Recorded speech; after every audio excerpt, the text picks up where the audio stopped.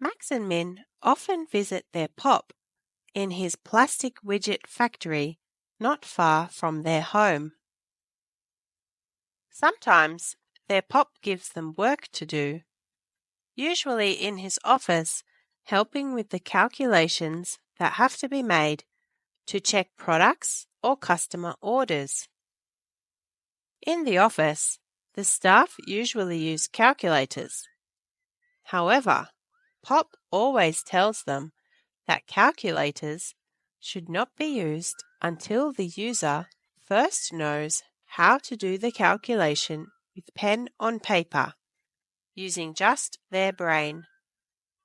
You wouldn't ride a bike before knowing how to walk first, was his favourite saying. And anyway, he would always add, your brain is the best calculator ever made. One day, the twins were asked to add and subtract some decimal numbers. They had looked at decimals before in videos 4.4.2 and 5.4.2. Decimals are like mixed numerals, however, with a decimal point in them instead of fractions. So, for example, the mixed numeral 12 and 67 hundredths, written as a decimal, is 12.67.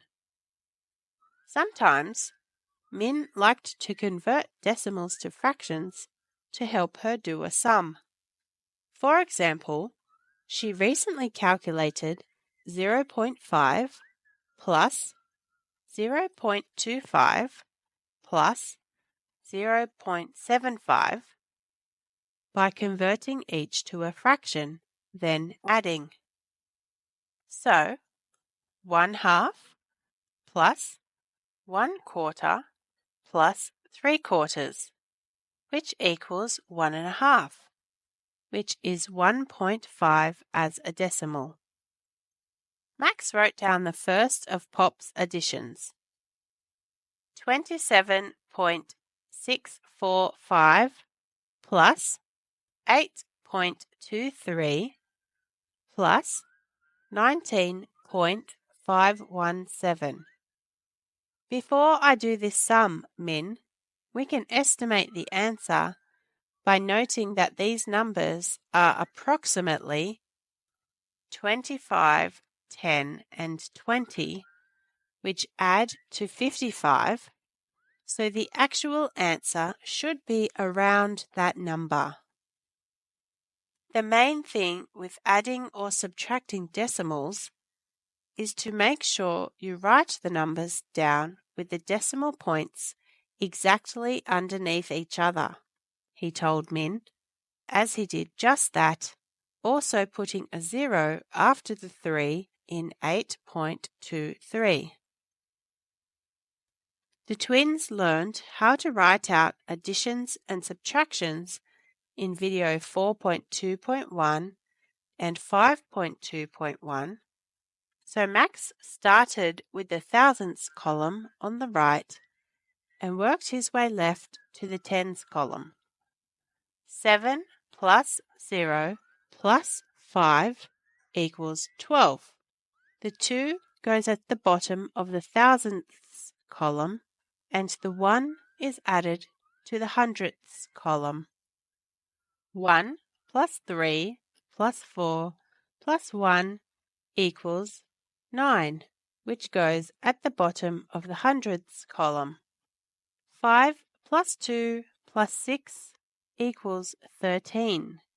The 3 goes at the bottom of the tenths column, and the 1 is added to the units column.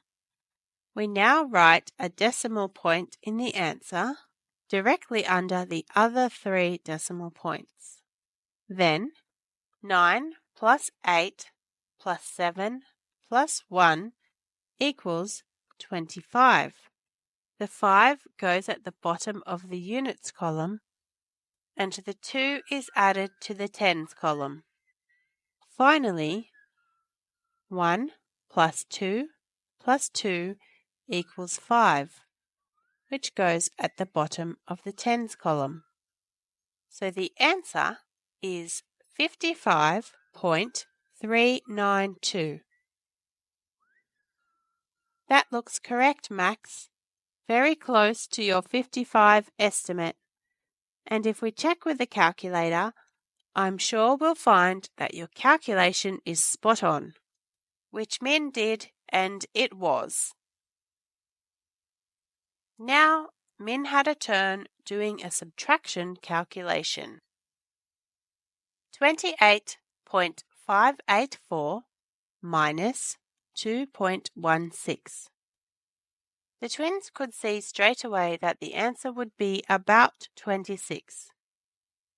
This time, Min wrote the numbers with the decimal points exactly underneath each other, making sure that the number being subtracted was underneath. Okay, firstly, before I start subtracting, I have to put a 0 on the end of 2.16, so there's a digit in the thousandths column to be subtracted. So, 4 minus 0 equals 4, which goes at the bottom of the thousandths column.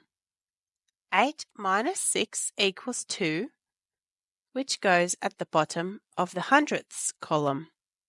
5 minus 1 equals 4, which goes at the bottom of the tenths column. Now, a decimal point has to be put directly under the other decimal points. Then, 8 minus 2 equals 6, which goes at the bottom of the units column. And finally, nothing is being subtracted from the 2, so the 2 just goes to the bottom of the tens column. And the answer is 26.424. Again, very close to their estimate. Max and Min were very good at estimating numbers because their mum was always doing it with them in the shops, either to keep track of her spending or to compare the cost of one product over another, or sometimes just to check her change. In his office, Pop gave the twins some calculations to check using his calculator. All these calculations are amounts of money we have to pay our suppliers. So when you write the amounts from the calculator, please make sure they are written the way money should be correctly written, with a $sign and rounded to 2 decimal places. That is, with just 2 numbers after the decimal point, no matter how many digits are shown by the calculator. So Max and Min used the calculator to check the money calculations, including the following: 266.66667 on the calculator was written as $266.67. 850 was written as $850.00, and 53.4 was written as $53.40. After that little job, the twins walked to lunch with their pop to Kebabs R Us, where they had a leisurely meal, laughing at all of Pop's lame jokes. The twins loved their pop. He was funny, and he taught them a lot of practical stuff about numbers and products and how his business worked. For example, at lunch that day, while chomping on his chicken kebab, their pop showed Max and Min how easily and quickly you can multiply and divide decimals by 10, 100, or 1000. So kids, write any decimal you can think of here on this paper. Min wrote the number 59.206. Okay, their pop continued. To multiply by 10, we just move the decimal point one place to the right. Because there is 1 0 in 10, like this, to get 592.06. Moving the decimal point to the right makes the number bigger, which makes sense since we are multiplying. Starting with 59.206 again and multiplying by 100, we move the decimal point 2 places to the right because there are 2 zeros in 100. Like this, to get 5,920.6. So what do you think we do to multiply by 1,000? Well, answered Max, there are 3 zeros in 1,000, so we move the decimal point 3 places to the right to get 59,206. Correct, Max, said his pop, smiling. You've got the idea. And note that there is no decimal point needed at the end of a number. Just remember, when multiplying, we move the decimal point to the right because the number should get bigger. 1 place for each 0. Now when we divide a decimal by 10, 100, or 1,000, we again move the decimal point 1 place for each 0. However, this time, because dividing makes numbers smaller, the decimal point moves to the left. So 59.206 divided by 10 becomes 5.9206. And 59.206 divided by 100, moving the decimal point 2 places to the left, becomes 0.59206.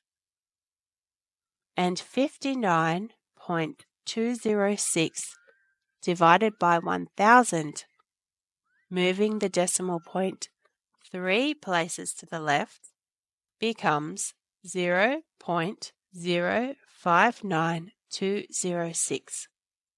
Note the extra 0 we have to put in between the 5 and the decimal point. It was soon time to walk back to the factory, where their pop had one more little job he wanted to do with the twins before they went home. I have some boxes of widgets that need to be delivered to a customer, and I have to work out the best truck size to use for the delivery. Each box is 1.14 meters long, and I would like to load them 6 at a time, end to end. How long does the back of the truck have to be to fit the boxes? In other words, what is the total length of the 6 boxes? Max and Min thought about this problem for a minute. They had learned to multiply and divide in videos 3.3.1, 4.3.1, 4.3.2, 5.3.1, and 5.3.2. And they knew they had to multiply 1.14 by 6 to work out the length of the boxes. However, they had not multiplied a decimal number before, so they weren't quite sure what to do. Their pop came to their rescue. To multiply a decimal, at first ignore the decimal point and multiply the numbers in the normal way. After you've done the multiplication, put a decimal point in the answer, making sure there are the same amount of digits after, that is, to the right of the decimal point, as there were in the original numbers being multiplied. So, getting back to our truck loading problem, firstly, we ignore the decimal point and multiply the numbers in the normal way. 6 times 4 equals 24. The 4 goes under the line and the 2 goes above. 6 times 1 equals 6, plus the 2 makes 8, which goes under the line.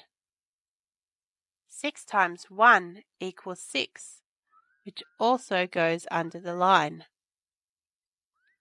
Finally, we take this answer and insert a decimal point, so there will be 2 digits to the right of it, since the original number being multiplied, 1.14, has 2 digits to the right of the decimal point. So the answer is the truck loading space has to be at least 6.84 meters long to fit the boxes. If you ever get confused about where to insert a decimal point into an answer, just do an estimation and you won't go wrong. Looking again at 1.14 times 6, this multiplication is about 1 times 6, which equals 6. So the answer has to be 6.84, not 68.4 or 0.684. One of the office staff had been listening to this discussion about the boxes, and she asked Max and Min to calculate how long their boxes could be if they had 8.52 meters length in the back of a truck and they wanted to fit 6 boxes end to end. This was a problem Min knew how to solve. She found a piece of paper and worked out this division. 8.52 divided by 6. Calculating how many times 6 goes into 8.52 would give them the length of each box. Okay, Min started. 6 goes into 8 once, and there will be 2 left over. The decimal point in the answer must be directly above the other decimal point, so it must go here. Then 6 goes into 25 4 times with 1 left over. Finally, 6 goes into 12 exactly 2 times. So the length of each box is 1.42 meters. Now you can watch this video again or try the quiz and look at the chart that comes with this video.